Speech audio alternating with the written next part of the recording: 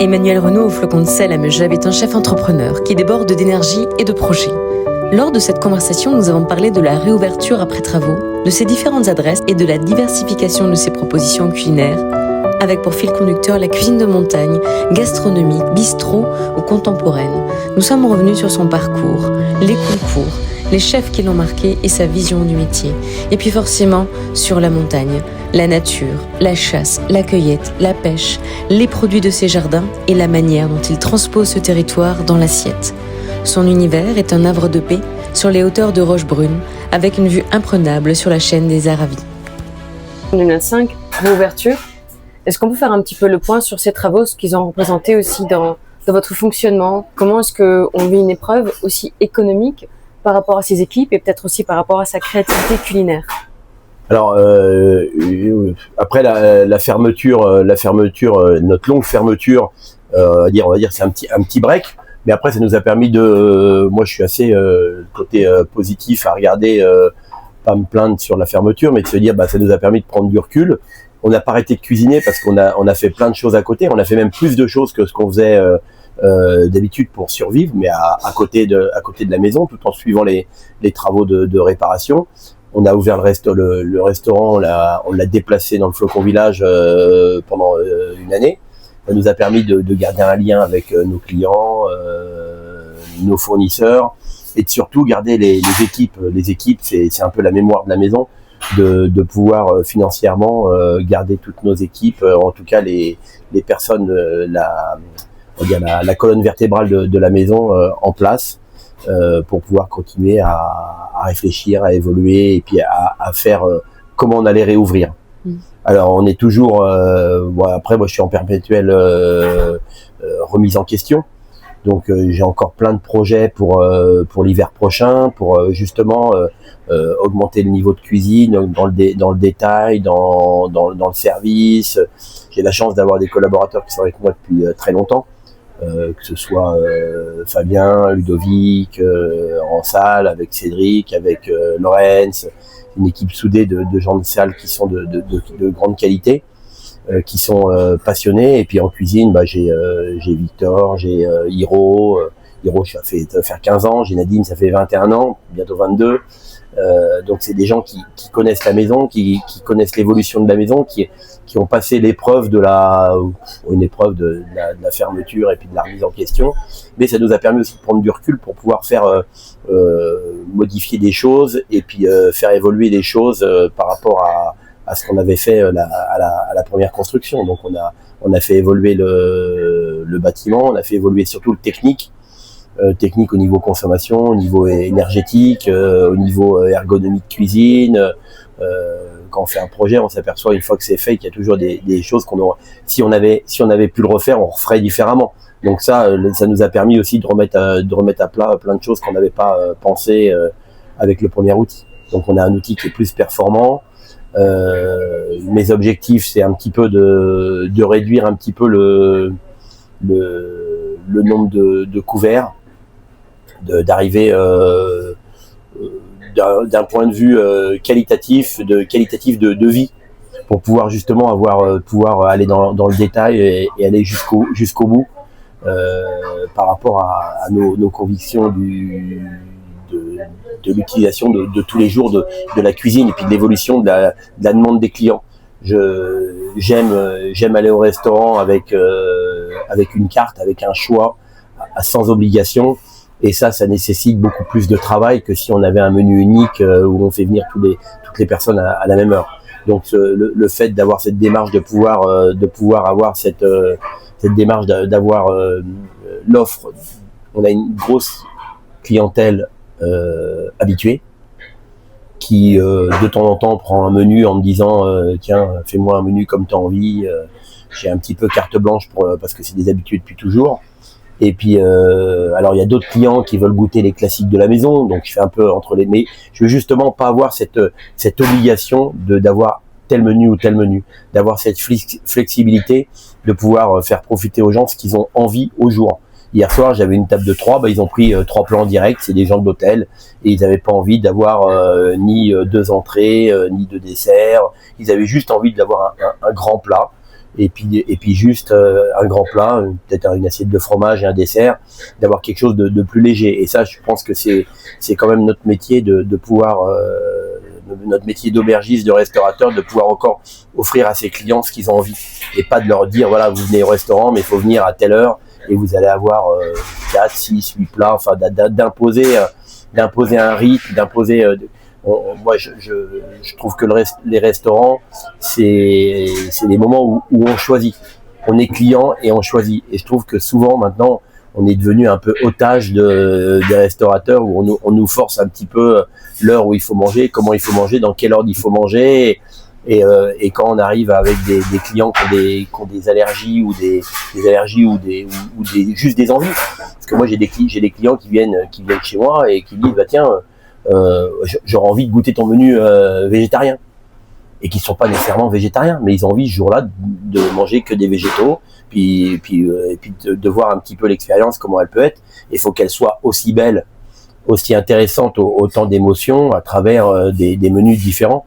Et je trouve que j'aime avoir une cuisine directe, avoir une cuisine en prise directe avec la nature et surtout avec une émotion et puis quelque chose de pas millimétré, avec des températures, qui est une vraie cuisine d'émotion, d'instinct, une cuisine d'auteur mais instinctive. Emmanuel Renaud, un homme libre, et tu as envie d'apporter plus de liberté alors dans ton travail, dans ta proposition et pour tes clients? Bah, c'est surtout, je suis assez égoïste. C'est la façon dont je voudrais être reçu quand je vais au restaurant. C'est surtout ça. Donc moi j'aime. Alors c'est peut-être pas le choix des clients, mais moi j'aime quand je vais au restaurant. Ce qu'on aimerait recevoir. Exactement. Je fais tout à fait ce que j'aimerais recevoir. Donc les produits que j'aime pas, je les fais pas. Je me force pas. Je veux vraiment être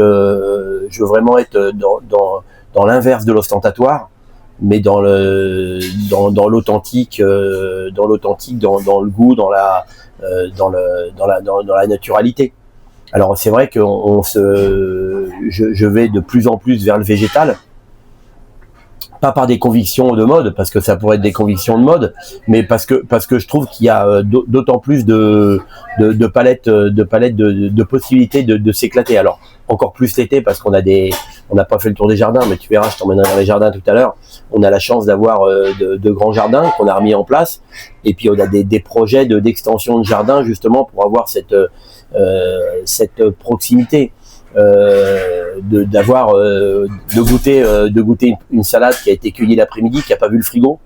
Les gens se rendent pas compte, mais c'est pas le même produit que comme les haricots d'hier soir, ou les haricots qui ont été cueillis l'après-midi ou le matin, qui vont pas voir le frigo, qui vont arriver ici, ils vont être équeutés, ils vont être cuits, ils vont être mangés. Donc je veux dire, ça c'est des choses, on peut pas avoir cette expérience-là partout, et on l'a pas non plus pour tous les clients. Alors c'est pour ça que le fait d'avoir un nombre limité de clients, c'est quand même assez important, de pouvoir dire bah voilà, au garde-manger, il me dit bah ce soir chef, on a de quoi faire 15 petits pois, on a de quoi faire 20 haricots, et puis on a de quoi faire, on a 10 ou 15 portions de petites salades, et puis voilà, de pouvoir aménager nos menus par rapport à ce qu'on a. De pas se dire bah tiens, je commande 8 kilos de haricots, puis ça arrive, et puis on en a pour tout le monde, parce que c'est voilà, ou de se dire bah tiens, je vais faire une langoustine avec du caviar, on est sûr de les avoir sans souci, le sourcing est facile. On a une cuisine qui est plus compliquée dans la mise en place et dans l'exécution. Dans l'exécution, on a un vrai service de cuisine où on mouille le maillot. Parce que justement, on a cette chose qui est pas linéaire pour tout le monde. On n'a pas cette mise en place qui est figée. Ça veut dire que tous les menus, selon l'étape, je vais peut-être mettre des choses différentes par rapport à ce que j'ai. Si mon pêcheur, il me dit bah tiens, je t'ai pêché 5 kilos d'ongles chevalier, et puis je t'ai pêché 15 kilos d'écrevisses, et puis des ferrats, bah par contre cette semaine il y a pas ci, il y a pas ça, j'ai pas eu. Et bah je vais m'adapter, je vais dire voilà, tiens, on va mettre des ongles chevaliers pour eux, on va mettre des ferrats, ça c'est des clients habitués, je vais regarder ce qu'ils ont mangé la fois dernière, donc comme ça je leur change le menu, je m'adapte un petit peu je fais du sur-mesure, j'aime faire du sur-mesure tous les jours, tous les soirs, pour chaque client. Le fait d'avoir beaucoup d'habitués, et ben je regarde ce qu'ils ont mangé la fois d'avant, même l'année d'avant, parce qu'ils viennent à la même saisonnalité. Donc malheureusement, c'est assez récurrent. Les produits, quand ils viennent au mois d'août, ils ont au mois d'août. Bon, cette année, on devrait avoir plein de cèpes, mais la montagne est tellement sèche qu'on n'en a pas. Donc, il y a des plats uniques qu'on fait quand on a les cèpes et des ramasseurs ou qui sont cueillis le matin et mis dans l'assiette le soir. Bon, ça, cette année, on les a pas. Mais on se réinvente sur d'autres choses et puis on s'adapte aux produits. Ta cuisine, elle repose sur l'environnement, la météo, je trouve, la climatologie. Là, tu me parles des cèpes, c'est effectivement un plat signature chez toi. Tu ne trouves pas tes produits. Comment tu rebondis? C'est quand même le métier de cuisinier. On arrive toujours à se débrouiller. Mais c'est vrai, celui qui veut venir le caviar et langoustine, tu as raison, il n'a pas cette contrainte. Non, mais alors attention, j'utilise du caviar, j'utilise de la langoustine, mais justement, ça nous permet d'avoir on va dire des sécurités si on n'a pas les produits. C'est aussi important d'avoir alors j'ai la chance d'avoir des gens qui travaillent pour moi depuis très longtemps. Alors nos salades, elles sont plantées, nos haricots, on les récolte tous les jours. Mais il y a 3 semaines, j'avais quelqu'un dans la vallée qui me faisait les haricots, qui me faisait les petits pois. Donc ça veut dire que j'ai aussi des supports de maraîchers qui travaillent pour moi, mais qui travaillent pour moi depuis 30 ans. Donc on a une vraie relation humaine. Ils connaissent ma cuisine, ils connaissent comment je travaille. Tes exigences. Voilà. Ouais, je suis assez simple en exigence. La qualité, ça suffit. Il n'y a pas besoin de. Non, mais oui. Quelque part mon idéal de cuisine, c'est de faire environ 200 couverts par semaine. C'est pour avoir un équilibre économique juste par rapport aux équipes, par rapport à tout. Et ça nous permet, quand on fait 200 couverts, on n'a pas besoin vraiment de beaucoup de marchandises parce qu'on est ouvert 6 services, donc ça fait une 30aine de couverts par service. On sait ce qu'on a besoin comme garde-manger, ce qu'on a besoin. Bon là en ce moment on attaque la saison où on commence à avoir les gibiers depuis un mois. Alors ça c'est aléatoire, mais dans un mois on aura aussi des gibiers de montagne, on aura le chamois, on aura d'autres choses qui vont arriver. Donc ça va être des choses qui vont justement évoluer dans la cuisine. Là on sait que pendant 3 semaines on a des haricots, on a les salades, donc ça nous fait des plats végétaux où il y a beaucoup de travail parce que les gars avant le service ils vont cueillir toutes les petites herbes justement pour faire notre petit mélange. On a des choses qui sont assez importantes de les avoir justement pour avoir cette fraîcheur et ce goût du direct. C'est-à-dire, rien que la ciboulette ou le persil, ça n'a pas le même goût quand il est cueilli l'après-midi, taillé, une ciboulette ciselée. Je te fais un œuf brouillé à l'aveugle avec de la ciboulette ciselée, de la ciboulette qui arrive en botte de n'importe quel maraîcher, c'est pas la même chose. Mais tous ces produits changent. Alors on a aussi nos ramasseurs d'herbes qui nous ramènent du carvi. On a plein de choses qui nous permettent d'agrémenter de tous ces. En fait, là, j'ai une cuisine qui est très classique avec des touches de montagne et puis de récurrence, d'amertume, d'acidité pour justement twister les produits. Depuis une 30aine d'années que tu es là, est-ce que tu as observé que la montagne ou les ressources qui te sont proposées ont évolué dans un sens ou dans un autre? Et est-ce que des choses t'alertent ou est-ce que tu trouves que ton environnement il a une forme de stabilité rassurante? Oui, tout le monde sait qu'il y a une évolution de climatologie. Alors c'est à nous adapter.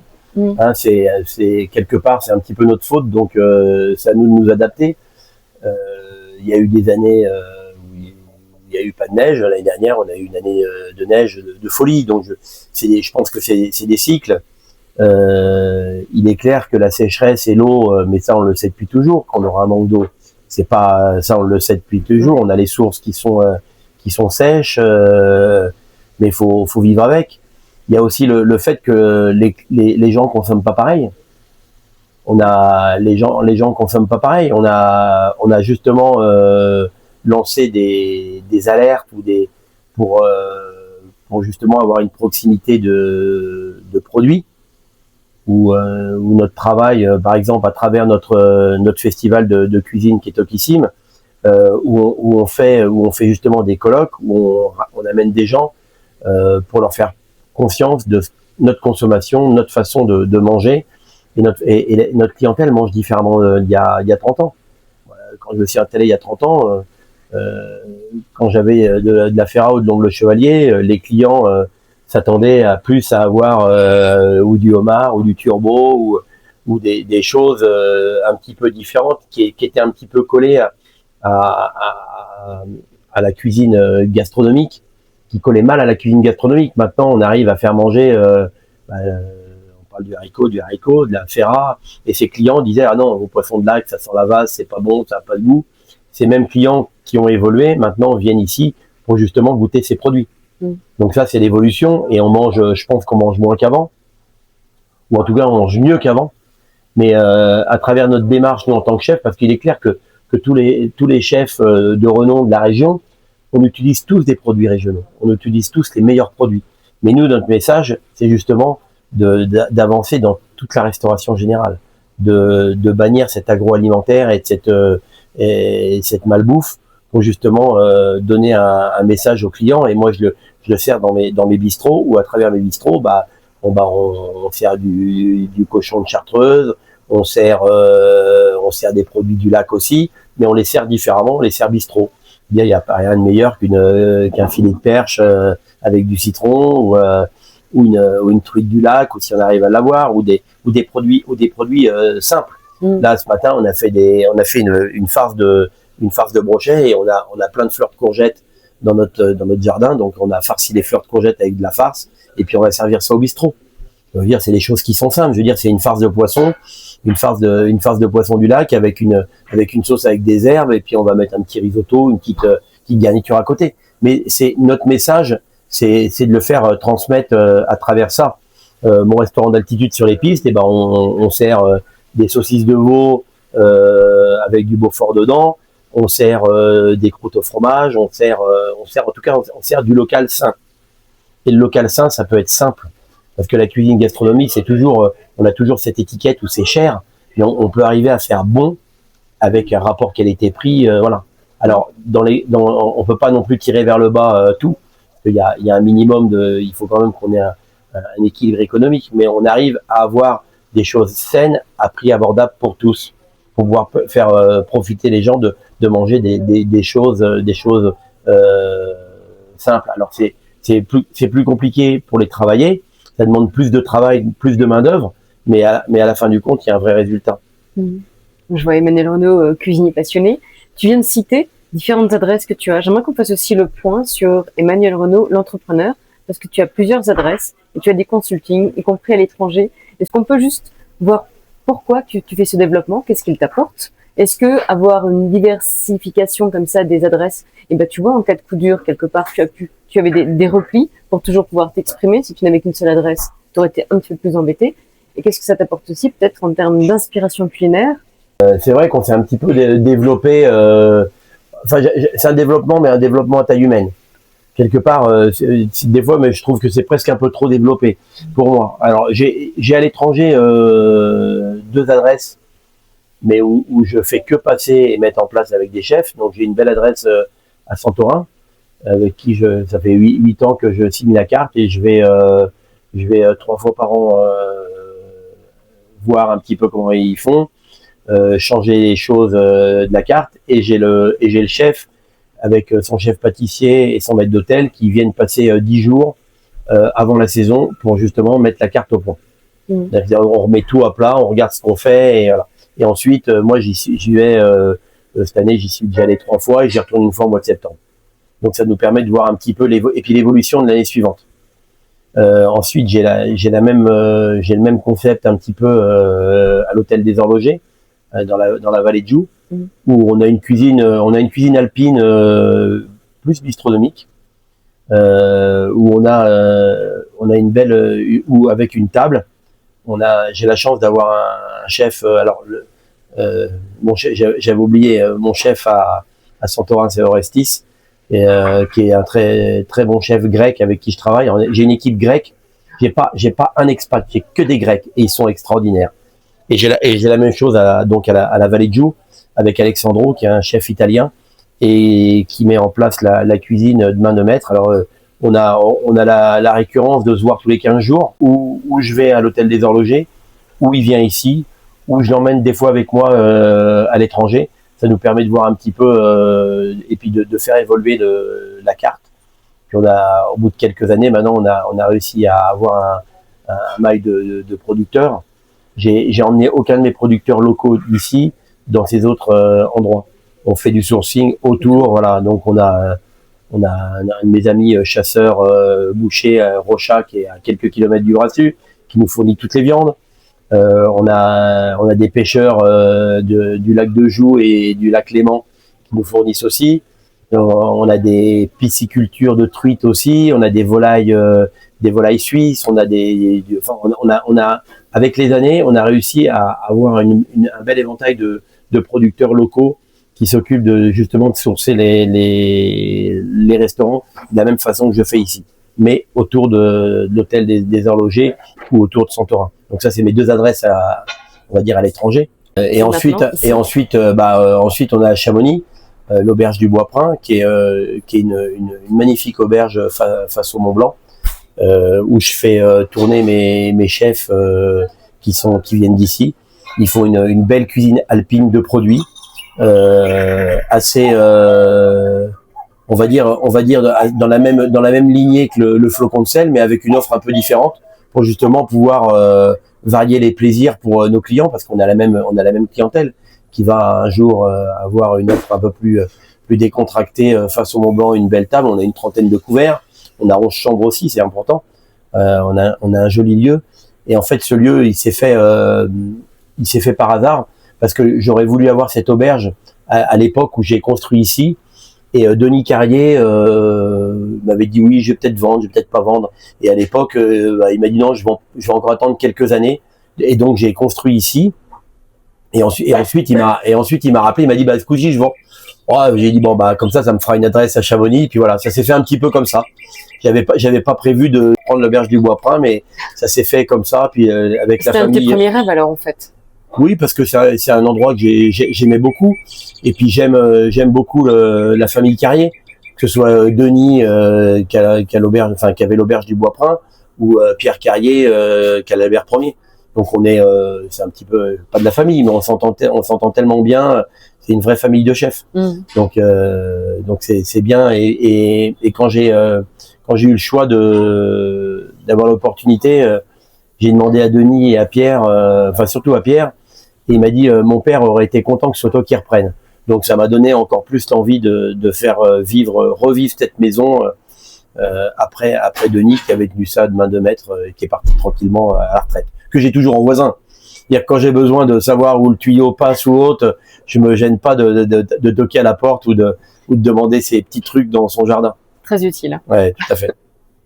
Et puis bien sûr les adresses autour de Megève. Alors on a un restaurant d'altitude sur les pistes, mais qui est que ouvert l'hiver, ou alors en privatisation le reste de l'année, qui est sur les pistes, où on a une restauration d'altitude, mais pareil avec même philosophie, produits simples, charcutiers, produits simples autour du fromage, restaurant de montagne. Ça veut dire aussi bien avoir une bonne soupe de légumes fraîches, ou avoir une tartiflette, ou avoir simplement une assiette de charcuterie, ou une grosse salade, voilà, de pouvoir manger une belle saucisse avec une bière, voilà, une cuisine simple, authentique, et puis des tartes aux myrtilles, des choses, une cuisine facile d'attitude.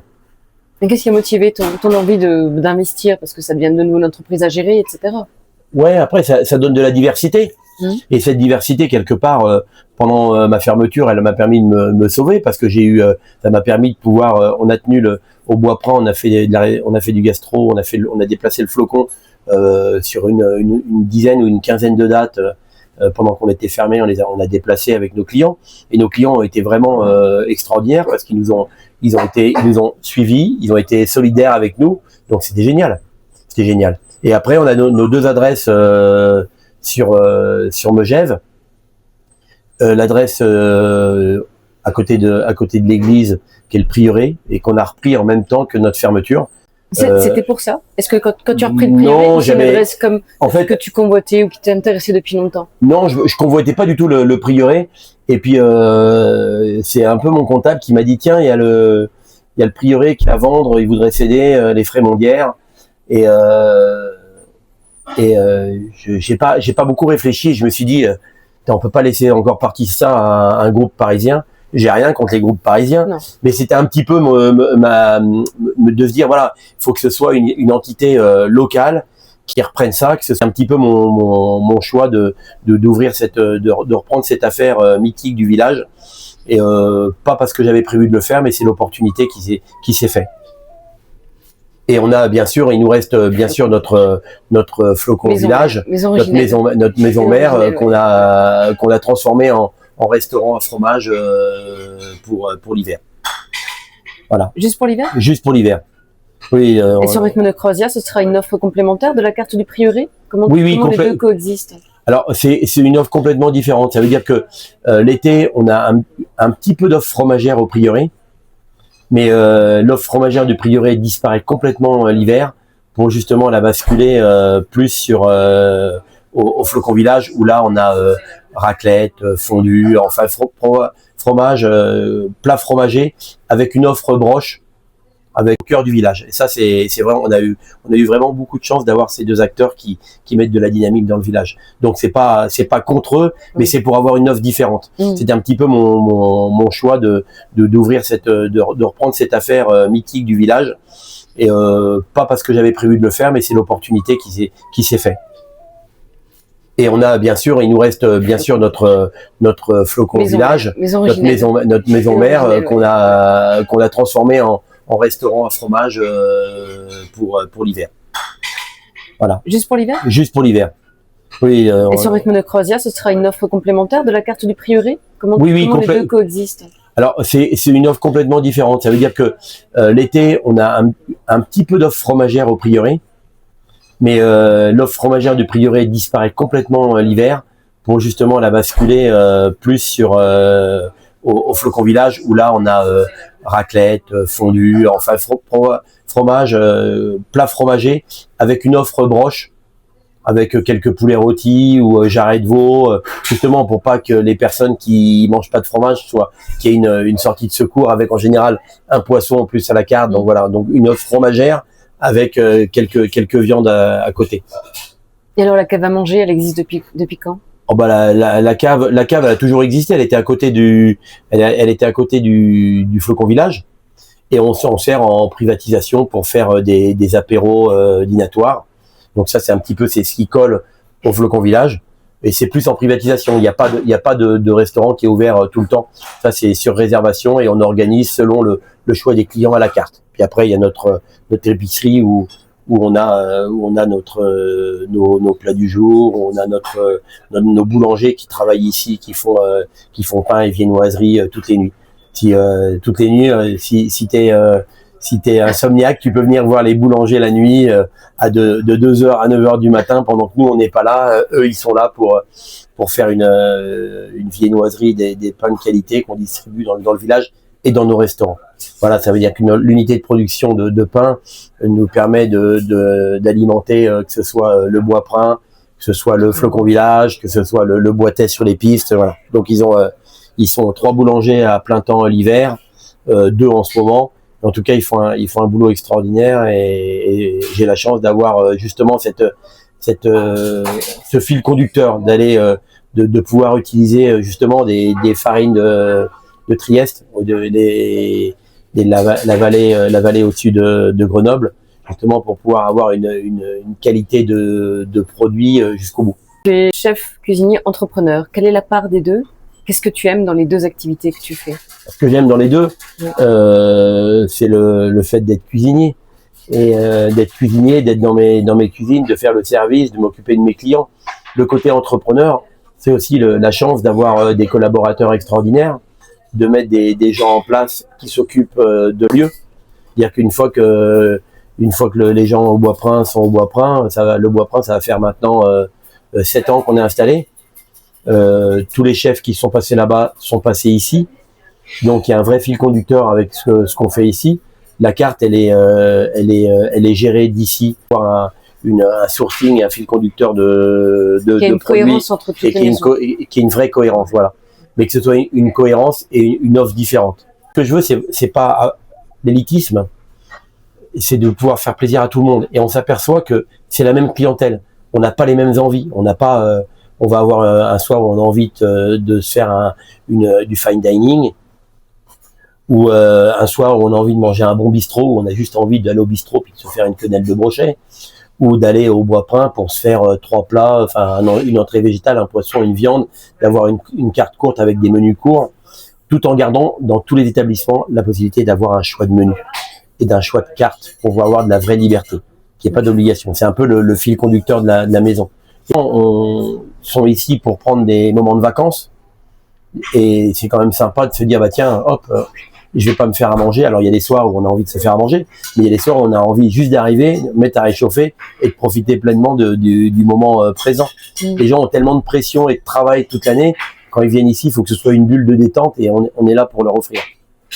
Combien de collaborateurs animent cette bulle de détente, comme tu dis? Alors on est, alors je sais pas combien on est en ce moment, mais en haute saison l'hiver, on est 120. Ouais, mais alors après c'est une vingtaine au Bois-Prin, c'est une dizaine au Boitet, c'est 6 au Flocon Village. La boutique, elles sont 2 vendeuses, mais il y a tout le groupe qui prépare autour. Et puis après, il y a, au prieuré, on doit être une dizaine, 10 ou 12. Et puis il y a le reste ici, où là on a un petit peu la maison mère qui dirige un petit peu tout, que ce soit aussi bien dans les bureaux ou à la réception, où on a trois personnes au spa. On a les femmes de chambre, elles doivent être 6, 7. Donc ça va vite. On a 3 jardiniers qui sont jardiniers l'été et qui se transforment en voituriers déneigeurs l'hiver. Voilà. Polyvalence dans les... Oui, j'ai des personnes qui sont avec moi depuis longtemps et qui connaissent la maison. Ça veut dire que ils vont livrer, ils s'occupent du jardin. Voilà, ils sont multicartes et ils sont essentiels. J'ai mon plus vieil employé, c'est Cassim, qui est avec moi depuis 30 ans ou 28 ans, qui est un plongeur fidèle et qui s'occupe du prieuré. Et voilà, donc c'est des gens, on n'a pas besoin de leur expliquer. On se connaît, on a une vraie, c'est plus des groupes. Je veux que la maison soit une maison de famille où on sait s'il y a un problème, on sait qui aller voir. Voilà, on veut être solidaire et on aime être, je veux dire, accompagner tout le monde.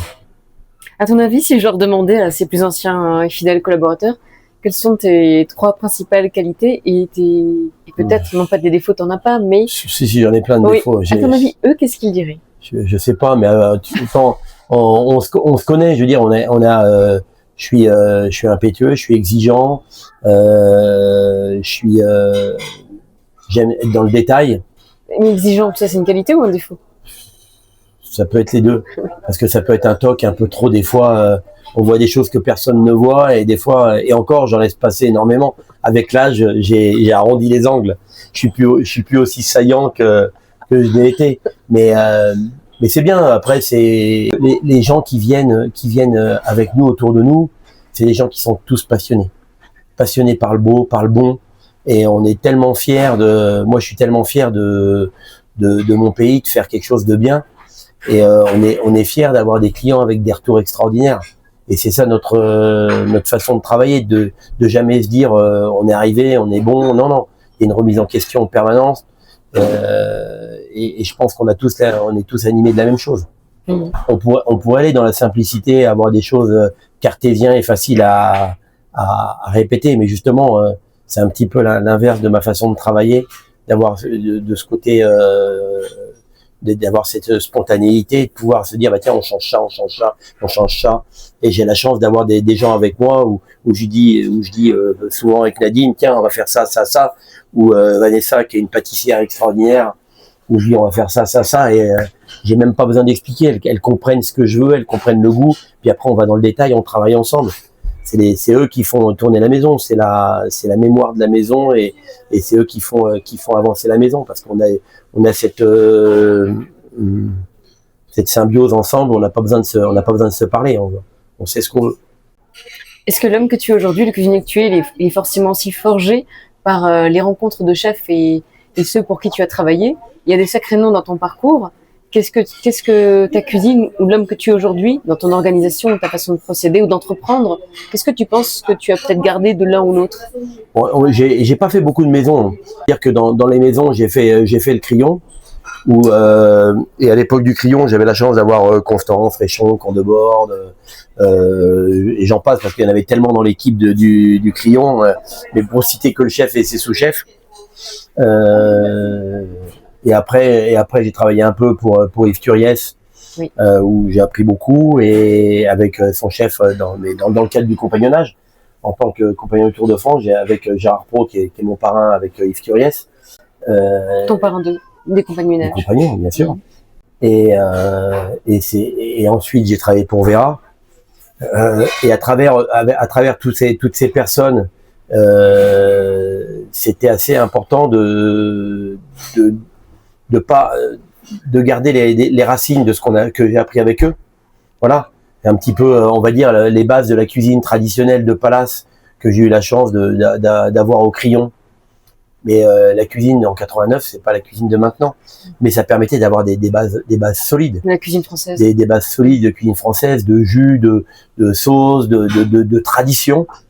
Et puis, et d'un autre côté, avec les compagnons, d'avoir aussi cette tradition à travers mon passage à Cordes chez Yves Turiès, que ce soit dans la pâtisserie ou dans la cuisine, avec Gérard Pro qui était son chef, et aussi d'avoir la liberté de chez Vera, d'avoir cette cuisine beaucoup plus libre, d'avoir cette cuisine beaucoup plus nature, et de pouvoir mélanger toutes ces expériences pour justement s'en servir pour mon ADN de cuisine et avoir mon propre style à travers les rencontres. Parce que les rencontres, ça se fait à travers des personnes pour qui j'ai travaillé. Mais quand j'ai travaillé pour eux, j'ai toujours été besogneux pour travailler, parce que j'aime bosser. Et j'aime bosser. Je trouve que c'est tellement enrichissant de bosser. Le travail me fatigue pas, m'enrichit. Donc j'aime travailler. Sens propre comme un sens figuré. Il m'enrichit pas. Je suis plutôt pas au niveau finance. Je suis pas revenu vraiment très bien. Mais non, enrichi surtout au sens figuré, pas au sens propre. C'est pas. Je pense pas que ce soit un métier qu'on fait pour s'enrichir. Sinon, on ferait on ferait peut-être de la restauration, mais dans d'autres critères, mais c'est pas le sujet. Le fait de faire sa cuisine identitaire. Ou moi, ce que je veux, c'est que les clients qui viennent chez moi, quand ils voient une assiette, ils savent qu'elle vient de chez moi. Voilà. Et moi, ma plus grande fierté, c'est d'avoir des gens que j'ai formés. Pour citer qu'un, c'est Michael Arnoux qui a décroché sa 3e étoile. Et pour moi, c'est ma plus grande fierté. Et c'est extraordinaire d'avoir des gens pareils, de valeur, travailleurs, qui ont su, avec leur travail, avec leur épouse, créer une cuisine et un lieu différent. Et ça, c'est génial. Après, j'en ai quelques-uns autour qui se sont installés et qui s'installent. Et je trouve que c'est génial. J'ai Léo qui est un Alsacien qui s'installe pas loin de chez toi, oui, à Wattevillers. Donc ça, oui, c'est quelqu'un qui est extraordinaire. C'est un de mes sous-chefs que j'ai eu quelques années. Et ça me fait vraiment plaisir qu'il ait passé le pas de s'installer chez lui. Et il va faire quelque chose d'extraordinaire, parce que c'est une personne qui est fabuleuse. Donc, et j'ai vraiment la chance d'avoir eu beaucoup de collaborateurs de valeur qui évoluent et qui se font plaisir et qui ont la démarche d'être chez eux, d'avoir cette liberté. C'est un risque, mais c'est aussi une grande liberté. Oui. Le travail d'entrepreneur, c'est surtout un travail de passeur. L'important, c'est pas de faire sa cuisine, c'est de créer l'avenir. Et en tant que compagnon du Tour de France, c'est important pour moi de transmettre les valeurs et les valeurs de travail qui, des fois, un petit peu on a tellement de gens passionnés, donc les valeurs de travail, on les a. En tout cas, tous les gens qui sont chez moi, on travaille différemment d'avant. Parce que maintenant, on travaille 6 services par semaine, donc c'est complètement différent. La cuisine a évolué dans le bon sens, mais en tout cas, c'est important d'avoir cette transmission de savoir, que ce soit au niveau tradition, comme cette cuisine de demain, où la clientèle veut quelque chose de différent, et on a une évolution. Quand on met un petit coup de rétroviseur et quand on regarde qu'est-ce que je faisais il y a 30 ans, on se dit oh là là, mais j'ai fait des trucs, c'est pas digne de ce qu'on fait. Voilà, mais tout évolue et ça évolue dans le bon sens. Tu as beaucoup parlé de transmission, tu portes aussi le titre d'un des meilleurs ouvriers de France. Qui t'a donné envie de décrocher ce titre? Alors, titre de meilleur ouvrier de France, c'est un petit peu la continuité du compagnonnage. C'est les compagnons qui ont mis ce titre, qui ont créé le titre de meilleur ouvrier de France. Et c'est une remise en question tous les jours.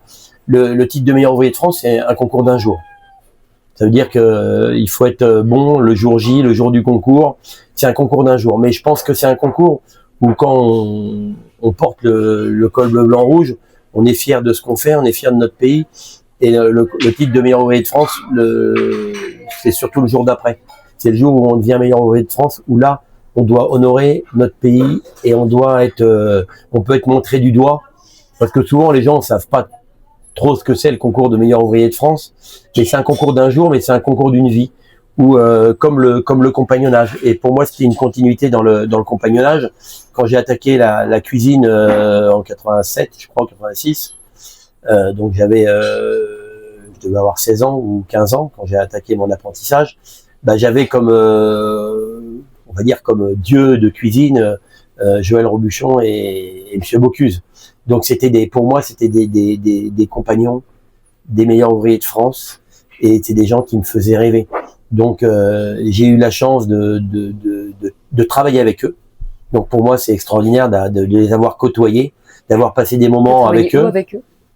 Alors j'ai travaillé dans plein d'endroits avec Monsieur Bocuse, que ce soit au JO Albertville, que ce soit des 4 mains chez lui, que ce soit on a fait des repas à New York, on a fait des repas à Moscou, on a passé des semaines ou quelques semaines à Tokyo.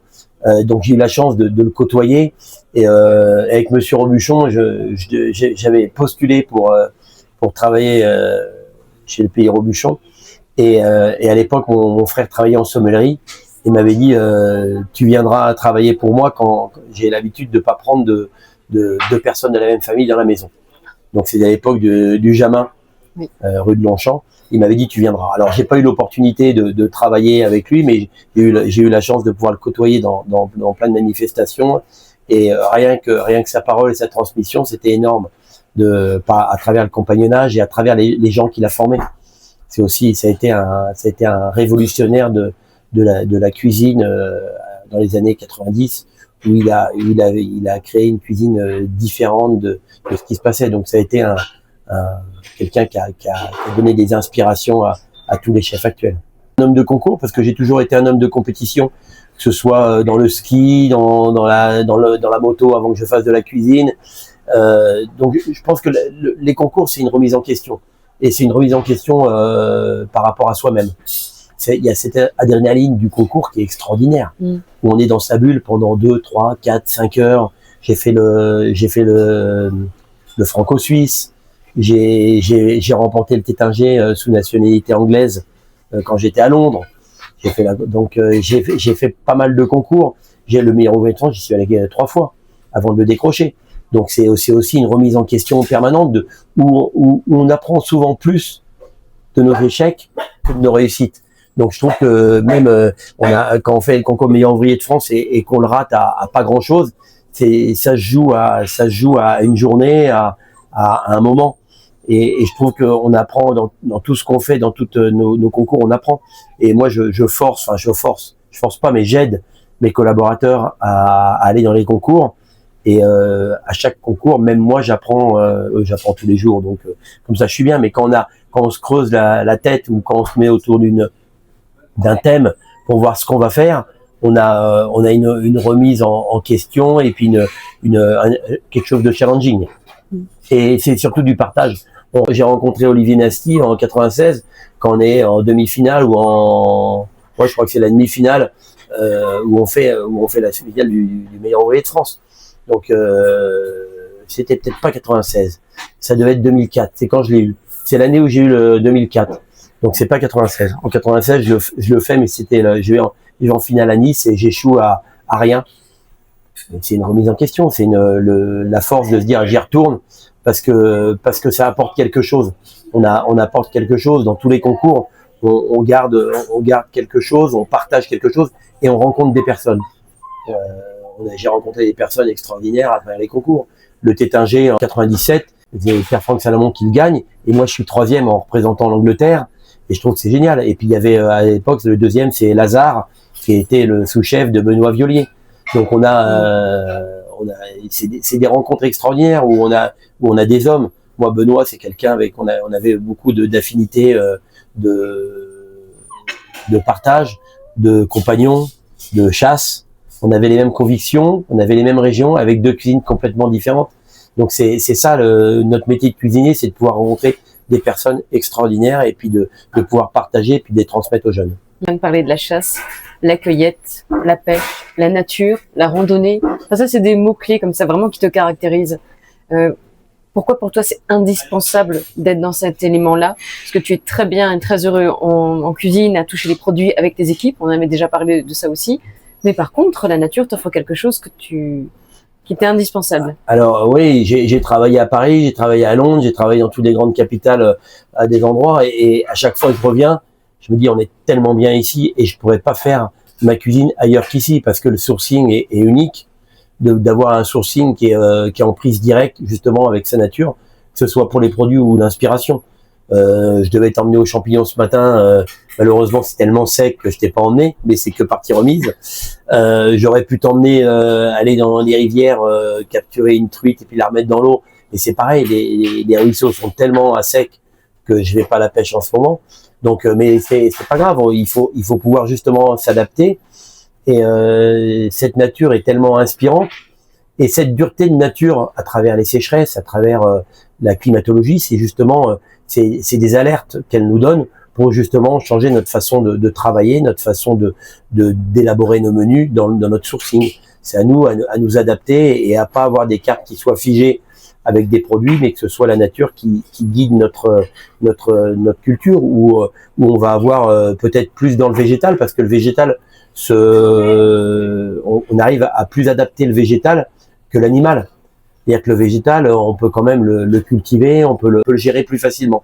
Donc je pense que c'est important de pouvoir justement avoir moins de protéines dans nos menus, que ce soit poisson ou animal, enfin poisson ou viande, mais en tout cas avoir moins de protéines et plus de végétal qui est plus gérable pour la production. Et puis aussi pour l'envie, je pense qu'on a de plus en plus envie de choses plus légères, même si des fois je fais trop dans les menus. Par exemple, quelque chose de rustique, hier je t'ai refait un pied de porc après.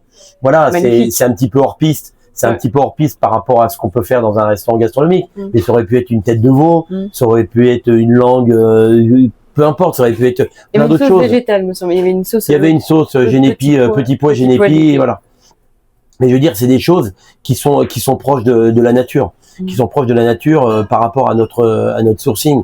Et puis des produits qui sont pas nécessairement utilisés souvent dans nos styles de restaurant, de pouvoir justement amener ce contre-pied. Je sais pas si je t'ai fait la polenta hier, non? Non. Non, mais voilà, quand je fais la polenta, c'est des polentas où on a un côté normalement abondant, gras, rustique de la polenta. Moi, je la travaille juste comme du papier. Donc, je veux dire, c'est des choses qui sont un peu travaillées différemment, mais qui nous permettent de mettre en valeur notre terroir et justement d'adapter cette climatologie aux produits. Quand tu vas te balader en forêt, tu arrives encore à la regarder juste pour sa beauté ou pour une forme de méditation silencieuse, ou tu la vois déjà en cuisine avec des goûts et pareil, quand tu vas chasser, quand tu prélèves une bête et que tu la cuisines après, est-ce que tu estimes qu'elle a une autre saveur parce que tu as une histoire avec elle et... Oui, alors moi quand j'ai des ramasseurs pour moi et quand moi je vais en montagne, c'est que du plaisir. Et mes cueillettes en montagne, que ce soit le carvi, la gentiane, le génépi ou le serpolet ou enfin tout ce qu'on peut c'est plus côté montagnard où on prend les arômes pour les garder au moment, mais aussi pour en stocker pour l'hiver. C'est-à-dire qu'hier j'avais mis de l'origan à sécher il y a un mois. Hier j'ai dépioté tout l'origan justement pour pouvoir l'avoir cet hiver pour les parfums. On a une grosse banque de produits qu'on garde à la saisonnalité pour pouvoir utiliser l'hiver. Donc c'est un petit peu alors que ce soit pour aromatiser la cuisine, mais aussi que ce soit pour faire mes liqueurs. Que ce soit au printemps, j'ai passé des heures et des heures ou même des journées quand c'était plus calme et qu'on était fermé pour collecter des bourgeons de sapin, pour pouvoir justement faire mes sapinettes, pour pouvoir faire faire mes vinaigres de sapin, pour pouvoir faire mes liqueurs de sapin, pour pouvoir plein de choses. Et ça, c'est des périodes de 15 jours, un mois où on collecte les produits et on les collecte pour l'année. Collecter égale randonnée de manière utile. Oui, mais des fois j'y vais juste pour voir. Par exemple, si on avait été se balader ce matin, j'étais sûr de repérer, mais j'étais sûr de pas trouver de champignons. Mais ne serait-ce que le plaisir. Moi, je vais me balader juste pour le plaisir. Il n'y a pas nécessairement un but de cueillette, mais juste l'extase de pouvoir se dire, tiens, ça c'est merveilleux, ou de se dire, putain, c'est sec, il faut faire attention. Non, c'est des prises de conscience, mais c'est surtout de la balade. Et je me balade souvent seul. Et quand je vais aux champignons le matin, j'emmène souvent un collaborateur qui a envie de passer 1 heure ou 2 heures en nature. Mais je parle pas. J'aime bien je suis assez égoïste, aller me balader seul en montagne pour justement avoir ces moments de quiétude seul. J'ai lu que tu as cité le mont Fuji comme ton plus beau souvenir de randonnée et le Kilimandjaro comme un objectif rêvé. Alors? Oui, alors le mont Fuji, le Fuji, je l'ai fait 2 fois. Je l'ai fait une fois avec Nadine, ma sous-chef, il y a pas mal de temps. Et j'ai refait une 2e fois l'hiver. Et je trouve que c'est des montagnes qui sont assez magiques, qui dégagent quelque chose. Et à chaque fois, je les ai partagées avec des amis. La première fois, donc, j'ai partagé avec Nadine et puis mes amis japonais qui sont Masa et Sugao, qui sont deux chefs japonais avec qui j'ai travaillé quand j'étais au bord du lac à Annecy et que j'ai toujours en contact, qui sont des amis de toujours. Et donc on était monté au Fuji avec Nadine pendant une de nos prestations au Japon. Et la 2e fois où je l'ai fait, je l'ai partagé avec Éric Jacquier, mon pêcheur, et Christian Jacquier, mon guide de haute montagne. Donc on s'était fait, moi j'étais là pour travailler et eux ils étaient là pour m'accompagner et on avait dit on se fera un petit trek après à la montagne. Donc c'était que du partage. Donc c'est les montagnes qui me donnent des souvenirs extraordinaires de partage avec des hommes et des femmes bien sûr, pour des moments magiques, des moments de vie où on se rappelle du moment du partage. On se rappelle pas nécessairement du sommet. Le sommet c'est accessoire, qu'on y aille au bout ou pas. On a fait il y a quelques années le Mont Blanc avec quelques collègues. Il y avait Olivier, il y avait Guillaume Gomez, tous ne sont pas arrivés en haut, je tairai leur nom. Mais en tout cas, c'était avant tout un rassemblement d'amis pour partager quelque chose. Donc ça c'est là où la montagne elle est forte. Elle rassemble et elle partage. Que ce soit les sommets, les buts, les remises en question. Et puis tout ce qu'elle nous donne. Et philosophiquement, quel serait le prochain sommet que tu voudrais gravir ou le prochain objectif à atteindre? J'ai pas nécessairement de sommet à dire tiens j'ai envie de faire un sommet. Alors d'une part j'en ferai moins parce que j'ai les genoux qui sont un peu fatigués, surtout la descente. Mais avant tout il n'y a pas besoin d'avoir des hauts sommets. Je veux dire une belle balade en montagne, il y a pas besoin d'avoir un sommet, mais d'avoir des paysages. Si j'aimerais bien aller au Pérou pour voir ces hauts sommets, que ce soit le Machu Picchu, des choses comme ça où c'est des images qui me feraient plaisir d'aller voir. Ou comme le Kilimandjaro, pareil. C'est des choses où j'ai envie de le faire et que ce soit qui sont à mon avis accessibles encore pour moi et mes genoux. Mais avant tout que ce soit du plaisir, qu'il n'y ait pas un but à se dire il faut que je monte. Voilà, que ce soit avant tout que je prenne plaisir, que je prenne plaisir à le faire. Même des balades dans l'Atlas, quand on voit au-dessus de Marrakech toutes ces montagnes où il y a des paysages qui sont fabuleux. Avant tout, c'est aussi le fait de rencontrer des hommes là-bas qui partagent des valeurs montagnardes comme nous, de voir leur cuisine montagnarde qui sont certainement qui sont inspirantes. Alors, on s'inspire des cuisines de montagne. Que ce soit des cuisines de montagne européennes ou non européennes.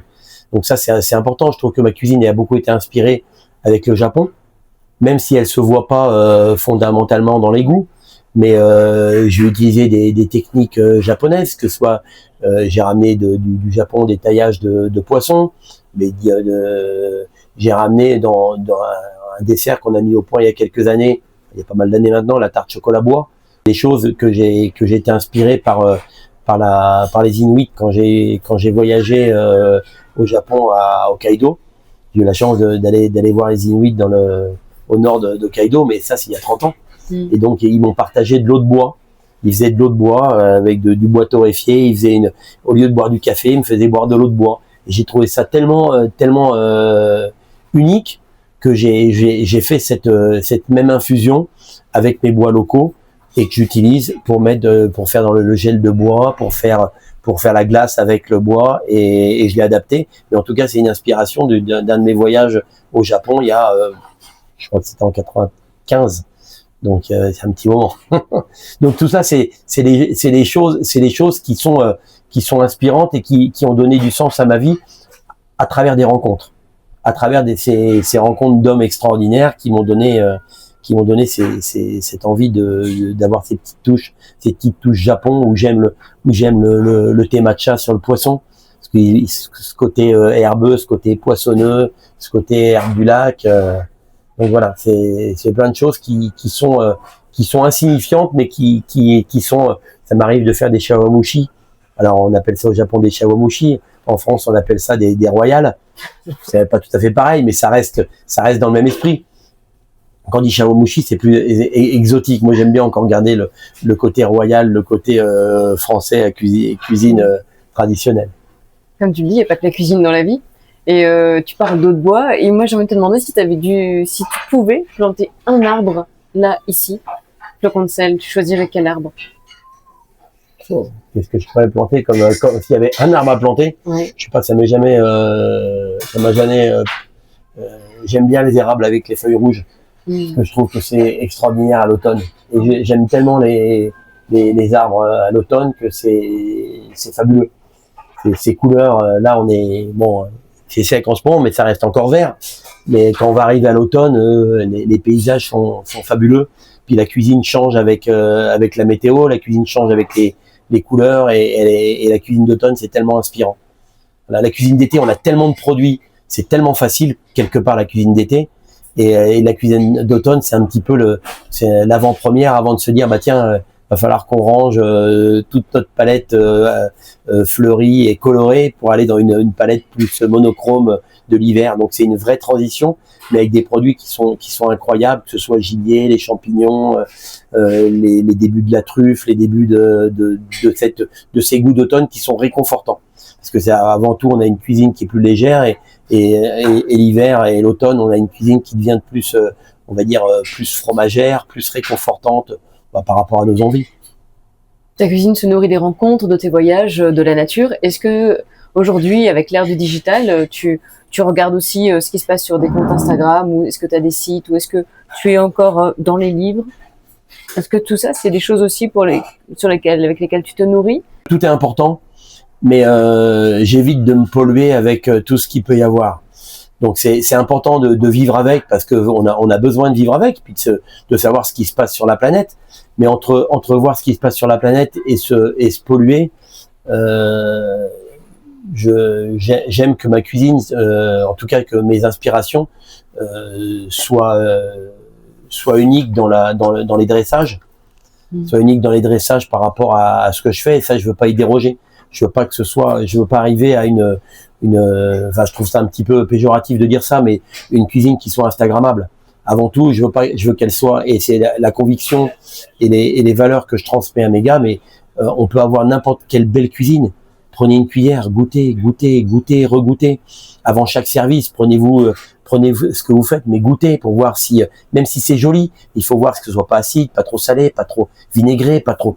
Les recettes, ça se transmet, ça s'écrit, ça peut se voir à travers une page Instagram ou une photo, mais avant tout, il faut la goûter pour voir ce qu'elle a comme saveur. Et ça, c'est ma transmission que je donne à tous les jeunes.